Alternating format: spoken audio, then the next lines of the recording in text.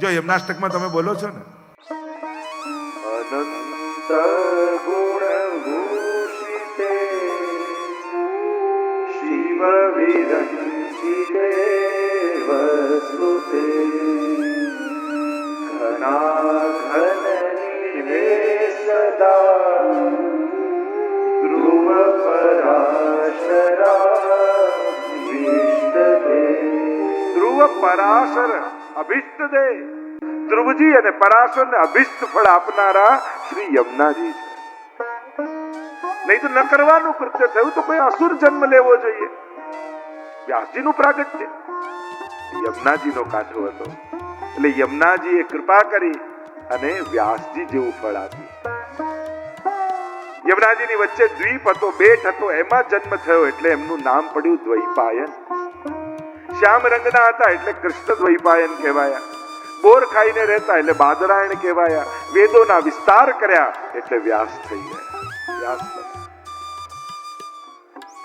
વ્યાસજીનું પ્રાગટ્ય થયું.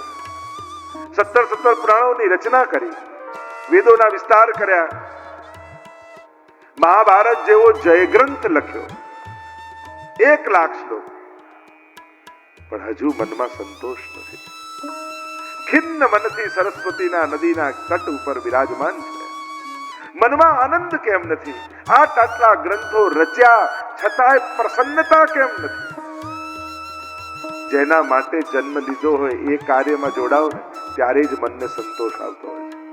બાકી દુનિયાભરની સફળતાઓ મળી જાય પણ આ જીવન અને જન્મ જેના માટે મળ્યો છે એ કાર્યમાં ન લાગો તો આત્મસંતોષ ન મળે. મનમાં થયું કે હજી પ્રસન્નતા કેમ ચિત્તમાં નથી, અને એટલામાં દૂરથી અવાજ સંભળાયો. આપણા ઘરમાં સૌથી બગડેલો છોકરો કે આ મારો કનૈયો છે. હવે ક્યાં તારો કનૈયો ને ક્યાં કૃષ્ણ? તું સંસ્કાર ના આપી શકે અને કનૈયો ક્યાં બનાવે? તમે તમારા ભગવાનને આ સ્તરે જુઓ છો કે જે કાંઈ કામનો નથી, રખડતો હોય ને એકદમ ફરતો રહેતો હોય અને તમે કનૈયો કે? ચિંતન કરજો. ઘરમાં કાંઈ ન કરતો, આમનું કામ તો અમારે નરસિંહ મહેતા. ક્યાં નરસિંહ મહેતા ને ક્યાં તારો આ નવરો વ્યક્તિ? તમે કોની જોડે સરખામણી કરો છો એનું તો ક્યારેક ચિંતન કરો.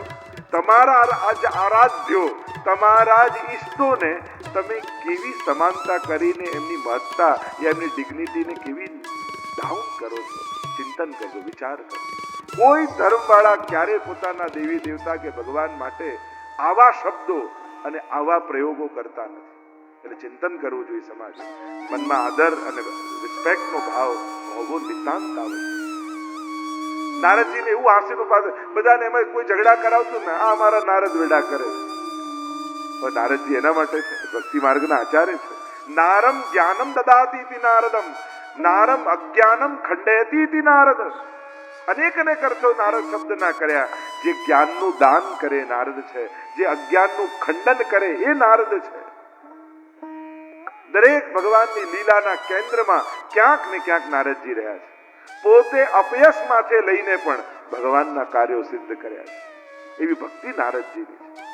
એટલે ક્યારે પણ હસી મજાકમાં પણ ભગવાન વિશે નબળું બોલવું નહીં.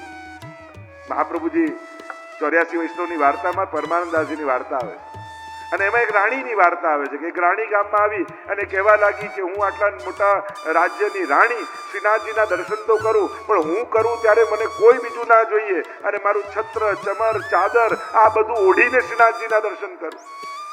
મહાપ્રભુજી તો પરમ દયાળ છે. ઠીક છે, આપ કરી લો. આદર આપ્યો. પણ આ શ્રીનાથજી બાબા કોઈનું ચલાવી લે? બહાર એટલી ભીડ ઊભી છે, અંદર સાંકળ બંધ, એકલા દર્શન કરવા આવ્યા અને ઠાકોરજીએ બીજું રૂપ ધારણ કર્યું ને સાંકળ ખોલી દીધી. એવી ભીડ ઉમડી કે એકે કપડું ના રહ્યું. અને ત્યારે પરમાનંદદાસજી કીર્તન ગાતા હતા અને ગાતા ગાતા એમ કહ્યું, કોણ યહ ખેલવે કી વાની? પ્રભુ આ રીતે રમાય? ગિરધર લાલ કાહુ કી નહીં રાખત કાન? કોઈની તો શરમ રાખો પ્રભુ, આ રીતે રમાતું હશે. ત્યારે મહાપ્રભુજી આજ્ઞા કરી, એસો કભી નહીં ખેલ, ભલી યહ ખેલવે કી વાની. ઠાકોરજીની લીલામાં કોઈ દોષ હોતા નથી. આપણને ન સમજાય યા આપણને મોડું સમજાય એ જુદી વાત છે, પણ ભગવાનની લીલામાં કોઈ દોષ નથી. અને જીવે ક્યારે પણ ઈશ્વરની લીલામાં દોષ દર્શન કરવું જ નહીં. ગ્રંથ ન સમજાય તો ગ્રંથનો વાંક નથી, આપણો વાંક છે. આપણે ગ્રંથ આ તો કેટલું અઘરું આપણા તો કામ એમ કહીને ગ્રંથનો વાંક કાઢીને મૂકી દઈએ. અરે આપણે ભણવાનું છે, આપણે જાણવાનું છે, પ્રયાસ આપણે કરવાનો. પ્રભુની લીલામાં દોષ દર્શન નથી. અહીંયા જે ચર્ચા કરી રહ્યા છે, નારદજી પધાર્યા છે, ખિન્ન મનથી બેસેલા વ્યાસજીને જોયા, કહ્યું કે ઉદાસ કેમ છો? વ્યાસજી કહેવા લાગ્યા, આટલા ગ્રંથોની રચના કરી પણ હજી ચિત્તમાં પ્રસન્નતા નથી. નારદજી કહેવા લાગ્યા, એનું કારણ એક જ છે, આપે ધર્મનું તો વિસ્તારથી આટલા ગ્રંથોમાં વર્ણન કર્યું, પણ ધર્મીનો વિમલ યશ નથી ગાયો. જેમાં વિશુદ્ધ ભક્તિનું વર્ણન હોય એવી ભાગવતની રચના કરો વ્યાસજી. આપના તો હૃદયમાં જ બિરાજે છે. સ્કંદ અને પદ્મ પુરાણ આ બંનેમાં આપે જ તો મહાત્મ્યનું દર્શન કરાવ્યું છે જગતને, અને આપ જ વિસ્મૃત કરી ગયા. જ્યાં સુધી ભાગવતની રચના નહીં કરો ત્યાં સુધી મનમાં પ્રસન્નતા નહીં પ્રગટે. બહુ સુંદર રીતે નારદજી સમજાવે છે કે જ્યાં ગમે તેટલી અલંકારિત વાણી હોય, સુંદર કંઠ હોય, સારા શબ્દોના પ્રયોગ કર્યા હોય, પણ જો ભગવાનનો વિમલ યશ એમાં ન હોય તો તદ વાયસમ તીર્થ, એ તો કાગડાના તીર્થ સમાન છે. પરમહંસોને એમાં આનંદ નથી આવતો. અને એનાથી ઉલટું કદાચ કર્કશ ગળું હોય, સારા શબ્દો ન આવડતા હોય, પણ વિશુદ્ધ ભક્તિ જો હૃદયમાં હોય ને તો ઠાકોરજી રાજી થાય. આપણે ત્યાં તાનસેનની વાર્તા આવે ને, તાનસેન ગુસાઈજીને કીર્તન સંગીત સંભળાવવા માટે આવે, અને એટલું સુંદર રાગ રાગીણીઓ ગાઈ, એટલે ગુસાઈજી ઇનામ માટે 500 સોનામોરનો થાળ મંગાવે. પણ એ 500 સોનામોરની ઉપર એક કોડી મૂકી પછી તાનસેનને આપી. તાનસેનને આશ્ચર્ય થયું કે મહારાજ, આ 500 સોનામોર તો સમજમાં આવી, ઉપર કોડી કેમ મૂકી?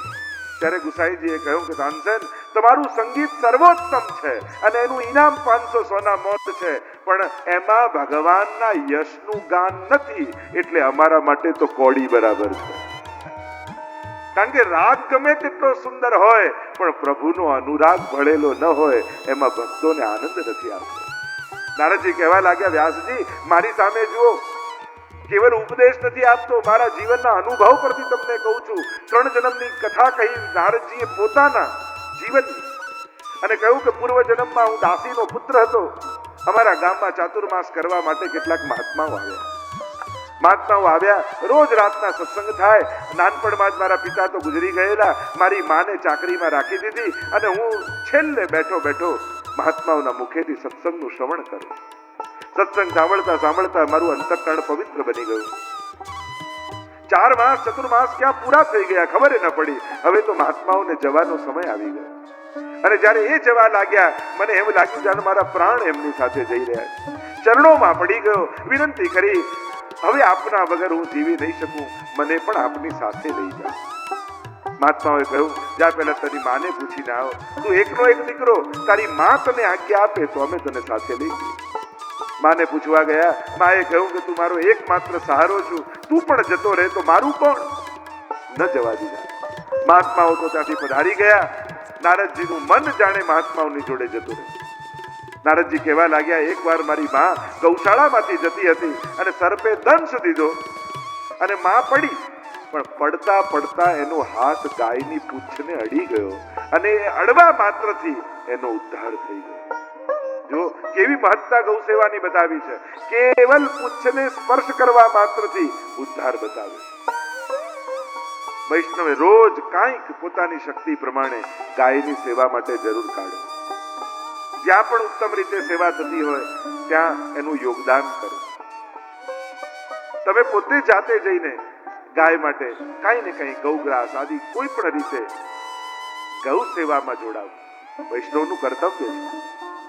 ગૌ રક્ષાની શરૂઆત શ્રી મહાપ્રભુજી 500 વર્ષ પહેલા, આપણે તો વાર્તા ગેહવરવનના ત્યાં પ્રસંગમાં આવે છે, બેઠકજીના ચરિત્રમાં, કે જ્યારે એ ગાયની પ્રસંગ કે પથ્થરની ગાય હતી, અને ત્યાં સુબાએ કહ્યું કે આ પથ્થરની ગાયની પૂજા નહીં કરવા દો, અને સ્વયં મહાપ્રભુજીએ પથ્થરની ગાયની પાછળ ઘાસ રાખ્યું અને વળીને ખાધું, અને ગૌ પૂજા ચાલુ રહે એના માટેના મહાપ્રભુજી પોતે પ્રયાસ કરે. તો આમ અનેકવિધ કથાઓ જોડાયેલી છે. ગૌ સેવા માટે જે કાંઈ પણ થાય દરેક વૈષ્ણવે જરૂર કરે. ગાયની પૂંછને સ્પર્શ થયો ને ઉદ્ધાર થઈ ગયો. નારદજી કહેવા લાગ્યા, મને હવે કોઈ રોકનારું રહ્યું નહીં. ઉત્તર દિશા તરફ હું આગળ નદીઓ, પર્વતો, વનોને પસાર કરતા કરતા આગળ ગયો. એક વિશાળ વટવૃક્ષ આવ્યું, નીચે જઈને બેઠો, સમાધિ લગાવી. સમાધિમાં પરમાત્મા આવ્યા અને કહ્યું, આ જન્મમાં તમને મારો અનુભવ નહીં થાય. ટૂંક જ સમયમાં પ્રલય કાલ આવશે, બધું જ જલમાં ડૂબી જશે અને ફરી સૃષ્ટિનું સર્જન કરીશું, ત્યારે મારા અવતાર રૂપે તમારો જન્મ થશે. નારદજી કહેવા લાગ્યા, જુઓ વ્યાસજી, કેવલ પ્રભુની વિશુદ્ધ ભક્તિ કરવા માત્રથી એક સાધારણ હું જીવ અને હવે ભગવદ અવતાર બની ત્રિલોકમાં પરિભ્રમણ કરી રહ્યો. આ કેવલ ને કેવલ વિશુદ્ધ ભક્તિને કારણે વ્યાસજી ભાગવતની રચના હૃદયમાં છે, અનુભૂતિ છે. હવે અભિવ્યક્તિ કરશો તો આનંદનો અનુભવ થશે. નારાયણ નારાયણ કરતા નારદજી પધારી ગયા. વ્યાસજી સરસ્વતીમાં સ્નાન કરીને બિરાજમાન થયા. ગણપતિને લખવા માટે બિરાજમાન કર્યા અને સમાધિમાં નારદજી વ્યાસજી બિરાજ્યા. મહાપ્રભુજી આજ્ઞા કરે છે, ભાગવતમાં 3 ભાષાઓ છે: લૌકિક ભાષા, પરમત ભાષા અને સમાધિ ભાષા. આ 3 પ્રકારની ભાષાઓ છે, જેમાં કેવલ કુદરત આદિનું વર્ણન હોય લૌકિક.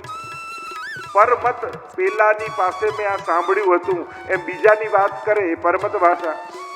અને સમાધિમાં વ્યાસજીને પોતાને જે દર્શન થયું હોય એ સમાધિ ભાષા. સમાધિમાં બિરાજમાન થયા વ્યાસજી અને ભાગવતની લીલાઓ પ્રગટ થવા લાગી. જો આપણે ત્યાં ઋષિ કોને કહેવાય? ઋષય મંત્ર દ્રષ્ટારઃ. જેને ધ્યાનમાં મંત્રોનું દર્શન થાય એ ઋષિ. વ્યાસજી આના ઋષિ છે. ભાગવતજીનું દર્શન વ્યાસજીને સમાધિમાં થયું. એક એક લીલાઓ વ્યાસજીના નેત્રોની સામે પ્રગટ થવા લાગી. મહાભારતનું રણસંગ્રામ સમાપ્ત થયું છે. ભયંકર યુદ્ધ થયું છે. મહાભારત વિરામ પામ્યું છે. માનો કુરુક્ષેત્રનું મેદાન એક વિશાળ સ્મશાન ઘાટ બની ચૂક્યું, મરઘટ બની ચૂક્યું છે. કોઈના કપાયેલા ધડ પડ્યા છે, કોઈના કપાયેલા મસ્તક પડ્યા છે, કોઈના કપાયેલા હાથ પડ્યા છે. દૂર દૂરથી સ્ત્રીઓના રડવાના અવાજ સંભળાય.